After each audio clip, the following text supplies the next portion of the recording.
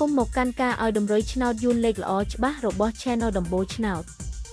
ថ្ងៃនេះ Admin មានលេខល្អៗសម្រាប់ចែកជូនដល់ពុកម៉ែបងប្អូនយកទៅផ្សងសំណាងសម្រាប់ឆ្នោតយួនថ្ងៃទី1ខែមេសាឆ្នាំ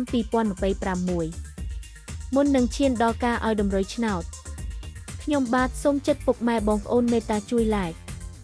Subscribe Comment និងដាក់សញ្ញាកណ្ដឹងឲ្យ Admin ម្នាក់មួយផងដើម្បីជាការលើកទឹកចិត្តក៏ដូចជាដើម្បីតាមដានវីដេអូតម្រុយឆ្នោតថ្មីៗផងដែរ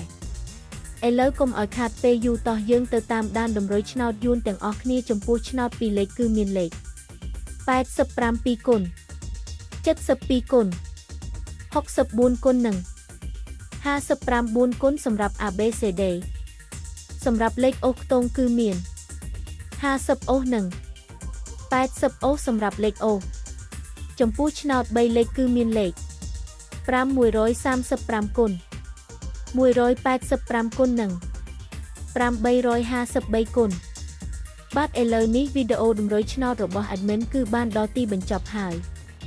ខ្ញុំបាទសូមជូនពរពុកម៉ែបងប្អូនដែលបានយកតម្រុយឆ្នោត Admin យកទៅផ្សងសំណាងជូនពរឲ្យហេងៗគ្រប់គ្នាចាក់ត្រូវគ្រប់គ្នាជម្រាបលាជួបគ្នាថ្ងៃស្អែកបន្តទៀត